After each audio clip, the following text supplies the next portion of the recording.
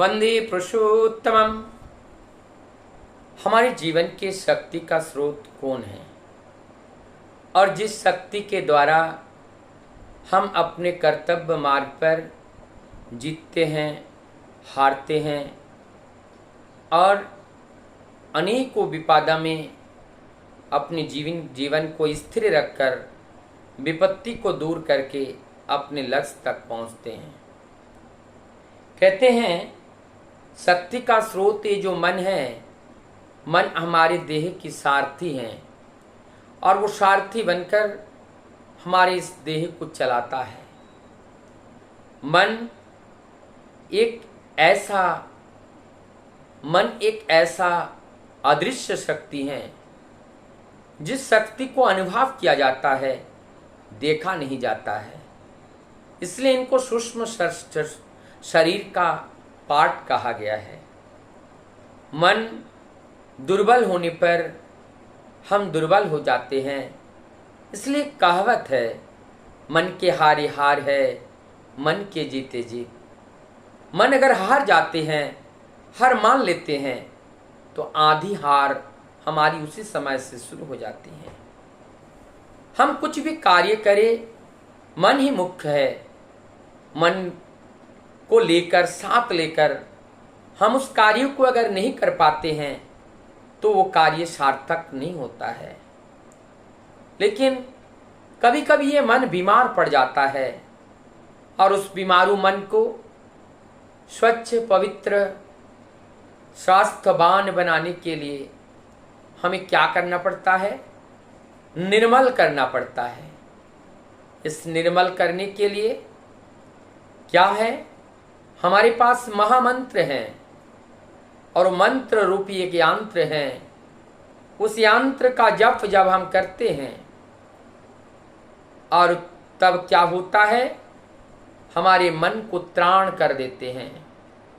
हमारे मन के अंदर वो वाइब्रेशन जा जाकर, उस पवित्र वाइब्रेशन जा जाकर उनको धो डालते हैं और तब मन को त्राण कर देते हैं।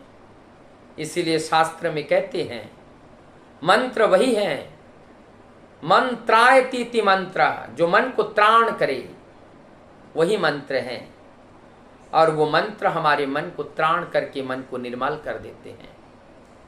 और निर्मल मन शुद्ध होता है, पवित्र होता है, बुद्ध होता है और निर्मल मन के द्वारा प्रभु का कार्य किया जाता है। निर्मल मन के बिना प्रभु के सेवा में लगा नहीं पाते हैं। तो निर्मल मन से प्रभु को भजना की जाती है, प्रभु की आराधना की जाती है और इस निर्मल मन हमारे जीवन को सुंदर बना देते हैं, हमारे जीवन को रंगीन बना देते हैं, हमारे जीवन को बहुत ही दृश्यवान बना देते हैं।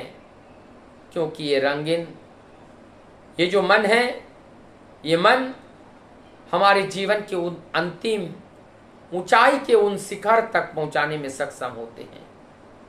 सर्वप्रथम हमारी उस मन की निर्मलता, हमारी उस मन की पवित्रता को बनाए रखने के लिए जब हम प्रयासरत रहते हैं, निश्चित रूप से अंततगतवा हम उस निर्मल मन की प्राप्ति के भागी अधिकारी होते हैं। अब निर्मल मन जब हम पा जाते हैं, तब हम उस परम पिता को भी अनुभव कर पाते हैं। निर्मल मन रूपी जो दर्पण है, उस दर्पण में हम उस परमात्मा की जो परछाई है स्पष्ट रूप से दिखाई दे रहा है। जिस प्रकार से चांदनी रात में जमीन पर बैठे हुए एक थाली भरी हुई पानी को लेकर, पानी के अंदर किसी भी प्रकार के डस्ट पार्टिकल्स नहीं है, पानी अब चंचल नहीं है, स्थिर है। ऐसे स्थिर, चंचल रहित बालू के कर्ण में जब सूर्य की रोशनी, सूर्य की परछाई पड़ती है, तो चंद्रमा की परछाई पड़ती है, तो वो चंद्रमा पूर्ण रूप से उस थाली के अंदर दिखाई देता है। ठीक उसी प्रकार से हम अपने मन में, हम अपने प्रभु की परछाई को देख पाते हैं। और ऐसी निर्मलता जब हमारे अंदर आ जाती हैं, तब वास्तव में हम प्रभु के वो जो रस हैं, वो अमृत रस का आस्वादन कर पाते हैं, उनको समझ पाते हैं, उनको जान पाते हैं, तभी हम अपने आप को ले चलते हैं किस तरह से हम ये जन्म मरण के बंधन से मुक्ति पा सके। ये मुक्ति का रास्ता परमपिता आकर बारंबार हमें बताते हैं, लेकिन उस रास्ता को अगर अनुसरण ना करे, अनुकरण ना करे, तो गलती किसकी है?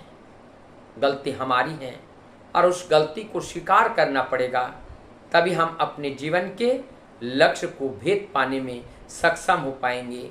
वंदे कृष्ण।